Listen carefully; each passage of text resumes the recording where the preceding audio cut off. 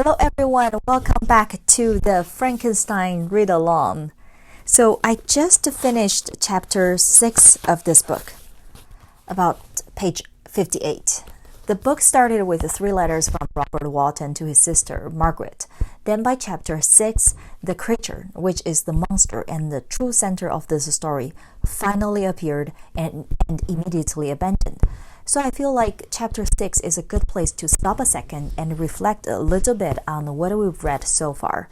First of all, I just want to say I knew this book is good, but I didn't know it could be that good. Wow. When I was in college, I had a class called Motion Picture History. So we watched a lot of black and white movies, even silent movies. That's more than 20 years ago, but I still remember the haunting impression I had when I first watched Frankenstein, the movie. This book brought that feeling back to me. I don't know how, but Mary Shelley's story has a magic of dragging you into a lonely, dark place.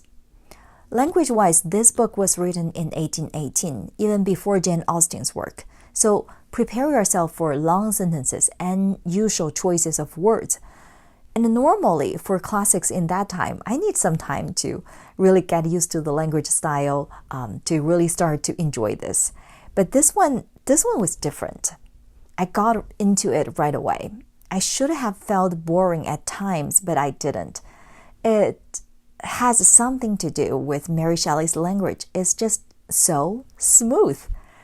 The opening 18 pages of Frankenstein is told through a series of letters written by Captain Walton to his sister, Margaret. Walton describes his journey and his loneliness in the Arctic. His ship is stuck in the ice, then he encounters a strange, half-frozen man, Victor Frankenstein, who is pursuing someone across the ice in this no-man land. Walton brings Victor aboard, and Victor gradually begins to tell his tragic story. These opening pages serve as a frame. That's a storytelling technique where one character narrates the events as recounted by another. It's supposed to add credibility, frame the story, and create space between the reader and Victor Frankenstein. I do agree that this part establishes the tone and mood of a haunting story. Walton's ambition to explore the world and discover the truth of life echoes Victor Frankenstein. But I'll admit, when I read that section, I was like, really? 18 pages for a frame? That's a bit too far. But thankfully, the writing is so good, so worth it. So I couldn't possibly give this book up. When Victor begins telling his story, again, it's a slow burn, long story. You expect to read about a monster, but Shelley always started from the very beginning, as early as when Victor Frankenstein was only 5 years old. We hear about his happy childhood with a loving family, his adopted cousin, who he considered to be his destined wife. It sounds like he has everything he needs. But as a kid, he's fascinated by science, especially the mysterious and the magical side of it. That curiosity grows into an obsession with discovering the secrets of life. Once he's at college, Victor buries himself in his studies, shutting out his family and friends. Shelley shows us here how his obsession isolates him. He is so focused on his work that he loses touch with the people who care about him. It's like he's disappearing into his ambition with no one to ground him. Almost all books about obsession work for me. I don't know why. They just do. Obsession is a fascinating topic. It draws people in, traps them there, causes addictions, all that. Well, the obsession leads to the moment Victor Frankenstein brings the creature to life, but it's not a victory. The instant he sees what he created, he's horrified. Victor Frankenstein rejects the creature completely, abandoning it the moment it opens its eyes. And I must emphasize how good the writing is in that section. It's just a few sentences, but the creature's yellow eyes left me such a strong impression.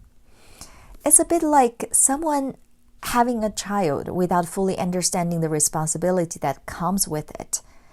Victor wanted to achieve greatness, to discover the truth of life, but he didn't think about the responsibility that comes with this creation. As a huge moral failure, he placed God without any plan for what comes after. Shelley's message is clear.